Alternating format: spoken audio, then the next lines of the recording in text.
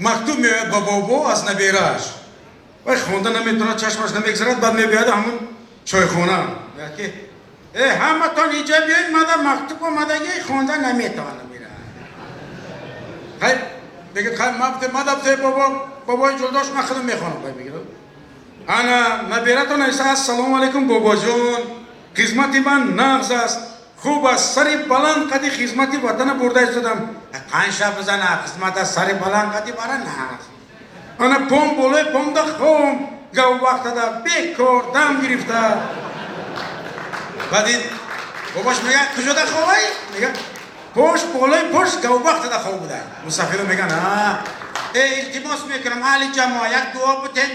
بچه هم نبیره مرا دو ساله که وقتا نرو پروردگارم من الله اکبر سلام میشه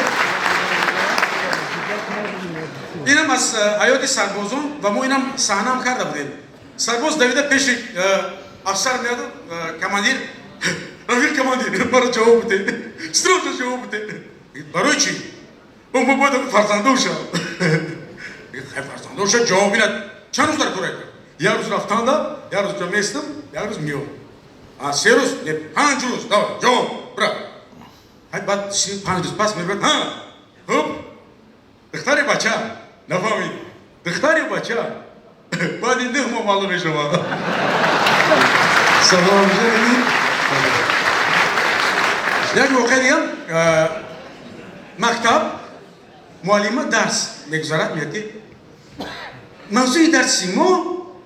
کسبی ما انتخابی کسب کنی بچه ها کنی با من گفته کی کدام کسب رو انتخاب میکنه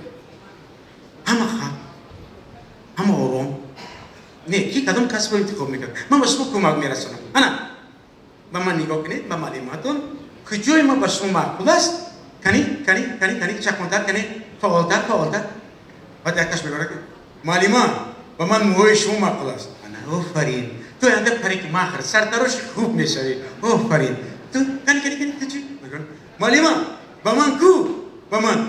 دندان های شما معقول است آفرین من استماتولوژی آینده آفرین دکتری دندان های خودم میشود کنی شما چی معلومه با من کو چشمان شما معقول است میگه آفرین من دکتری چشم میشود آفرین اکولیست آفرین شادی جان تو برای چی خبری شادی جان میگه که